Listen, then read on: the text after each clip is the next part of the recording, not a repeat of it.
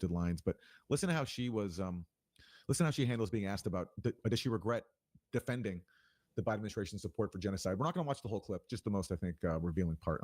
Because we got a few more things. But of course not. Of course not. And I hope that we get to a place where we can get to a peace agreement in the Middle East. And I know that's going to be incredibly tough to make that happen. Now that you are speaking for yourself, Karine, do you have any regrets at all for anything that you said while you were speaking on behalf of this administration? Look. It's a simple yes or no. No, because you're asking for a yes or no question. I want to put some context to it too. I woke up every day. I woke up every day very proud to be the White House press secretary. I woke up every day as a Black woman who is queer, no one had ever seen someone like me at that podium standing behind that lectern. It was an honor and a privilege to have that job. And I did it to the best of my abilities. And I spoke for the President of the United States, a person that I believe was a decent person. We did not get everything right. No one is saying we got everything right. No one is saying that we got everything right. No one is saying that. But we did it to our best of our abilities, and I worked very hard to do that job. And so I want to put it into context. And as you know, at the podium, you don't do yes or no question answers. No, we were hoping you would now that you are speaking for yourself and you're not at the podium. But I was very proud. I was very proud of everything that I did. So I don't take anything back. I was really proud of everything that I did. Again, we didn't get everything right. All right, Karine Jean-Pierre, thank you. She was the person who called demands for a ceasefire disgraceful. That's one of the greatest hits of Karine Jean-Pierre. This was back in 2020, like right after the genocide began. She said calls for a ceasefire are repugnant and disgraceful, and she doesn't take that back. And her only answer is, I'm a Black queer woman. That's basically all she can say. I'm a Black queer woman, so therefore it's fine. She woke up every day as a Black queer woman. Yeah. We don't know how she went to bed. Well, isn't that so telling of what that class of political operatives is?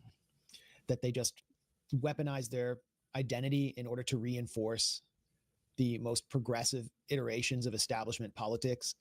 And isn't that really, if you distill what liberalism has become in the US down to its toxic essence, what liberalism is, which is a thin veneer of rainbow identity masking this genocidal Death Star, actually using identity to justify genocide in the name of careerism. Yes, and not just genocide, but ethno-supremacist genocide. So identitarian genocide, because it's committed by a Jewish supremacist state. So you're going to use progressive talking points and progressive values, Black and queer, to propagandize ultimately on behalf of a foreign white ethno state. That's what she's doing. And it's weird. She's someone who she has a progressive background. She used to work with Haiti Liberté. Yeah, which is like a really anti-imperialist group focused on Haiti. And she previously was critical of Israel. And all once you get into power, all that's out the window. Yeah. To the point where even now she still can't even express any regret. So she's sort of, her and Van Jones should team up and write a book on like the habits of highly effective sellouts or something. Like they both kind of had dipped their toes in very radical circles and wound up on the other side.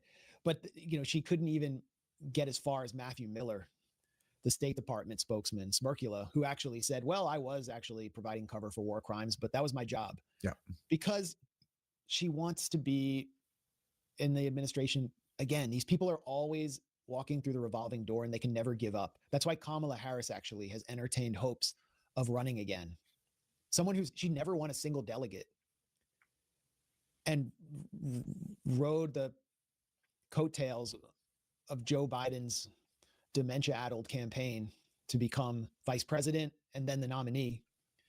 And now she's entertaining the fantasy that she is somehow going to become president. And Karine Jean-Pierre probably thinks she'll be in some high-level position in the White House, like some comms position. So she has to demonstrate total loyalty because that's what matters in Washington. And that means no reflection on the Holocaust of our time among that class of people. And they have to be held accountable for that.